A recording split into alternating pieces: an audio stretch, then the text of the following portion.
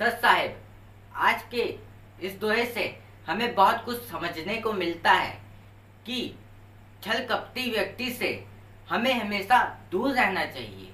क्योंकि जो छल कपटी या स्वार्थी व्यक्ति है ना, तो वो केवल अपने स्वार्थ के लिए आपके साथ रहता है। तो ऐसे व्यक्ति के साथ हमें नहीं रहना चाहिए।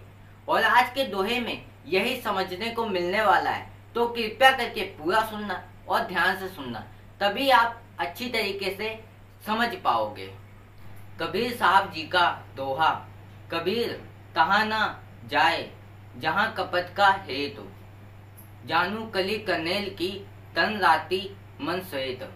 कबीर साहब जी कहते हैं, जिन लोगों के मन में कपट रहता है और ऊपरी से प्यार का दिखावा करते हैं, ऐसे लोगों के पास नहीं जाना चाहिए। क्योंकि ऐसे लोग कनेल की कली की भांति होते हैं, जिनका तन तो रंगीन होता है परंतु मन खाली होता है। यानी ऐसे लोगों की संगति से लाभ या कल्याण नहीं होता है, अपितु हानि संभावित होती है।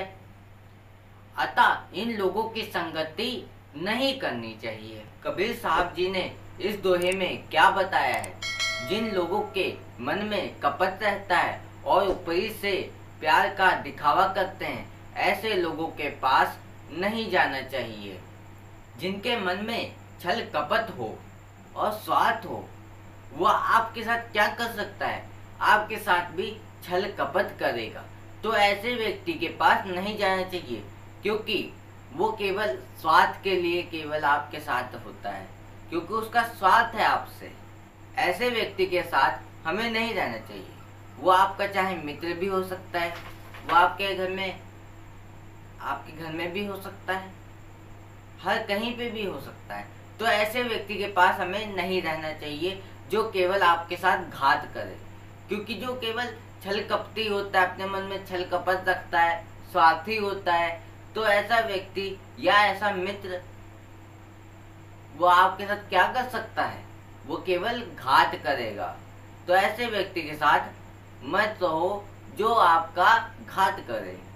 क्योंकि ऐसे लोग कनेल की कली की भांति होते हैं, जिनका तन तो रंगीन होता है परंतु मन खाली होता है। अब देखो, कनेल की कली की भांति होता है क्योंकि अंदर से तो कुछ और होता है, ऊपर से कुछ और होता है। जैसे कि एक अनार हो गया, अनार जो होता है ऊपर से तो लाल होता है पर अंदर से चिट्टा होता है। ऐसे ही जो व्यक्ति होता है ना, उसके अंदर भी ऐसा ही होता है। तन से तो कुछ और होगा, ऊपर से तो कुछ और होगा, अंदर से कुछ होगा और होगा। मन तो उसका खाली रहता है, क्योंकि आपके प्रति तो उसके लिए प्रेम नहीं होता है ना। प्रेम तो केवल दिखावे के लिए करता है वो तो, बस उसका स्वार्थ होता है। वो स्वार्थ निकल जाता है तो उसका प्रेम भी चला जाता है। तो इसी प्रकार हमें हमेशा ये ध्यान रखना चाहिए, जो व्यक्ति ऐसा हो जो छल कपटी हो और स्वार्थी हो, ऐसा मित्र हो या कोई व्यक्ति भी हो, उससे हमें दूर रहना चाहिए। क्योंकि वो केवल घात करता है, वो कभी भी आपके साथ घात कर सकता है। उसको पहचानोगे कैसे? पहचानने का यही तरीका है, मतलब ना, आपके सामने दूसरे की बुराई करता होगा तो ऐसा व्यक्ति आपकी भी किसी से बुराई करता होगा, तो वो सही नहीं है। हमें ऐसे व्यक्तियों से मतलब नहीं रखना चाहिए जो केवल स्वार्थ के लिए आपके साथ हों और छल कपट अपने अंदर रखते हों। यानी ऐसे लोगों की संगति से लाभ या कल्याण नहीं होता है, अपितु हानि संभावित होती है। अतः इन लोगों की संगति नहीं करनी चाहिए। अब देखो, जो व्यक्ति छल कपटी हो वह आपका क्या कर सकता है? आपका कुछ लाभ करेगा? नहीं करेगा। कल्याण करेगा? नहीं करेगा। क्योंकि वो तो छल कपटी है, स्वार्थी है, तो आपको साथ वो क्या कर सकता है? वो ही करेगा। तो हमें ऐसे व्यक्ति के पास नहीं जाना चाहिए, ऐसे व्यक्ति की संगत नहीं करनी चाहिए जो केवल आपके स्वार्थ के लिए आपके साथ हो। तो वैसे व्यक्ति की संगत भी नहीं करनी चाहिए। अपितु हानि संभावित होती है। मतलब ना, हानि कर सकता है, वह आपके साथ बुरा कर सकता है, क्योंकि स्वार्थी इंसान केवल अपने स्वार्थ के लिए कुछ भी कर सकता है। तो ऐसा मित्र भी सही नहीं होता, ऐसी संगति भी ठीक नहीं होती है जिसके कारण आपका नुकसान, घात हो। तो ऐसे व्यक्ति के पास हमें नहीं जाना चाहिए जो केवल स्वार्थी और कपटी हो, केवल मन में कपट का वास रखता हो। तो ऐसे व्यक्ति के पास हमें नहीं जाना चाहिए, इन लोगों की संगति नहीं करनी चाहिए जो केवल छल कपटी हो। ऐसे व्यक्तियों के पास हमें नहीं जाना चाहिए।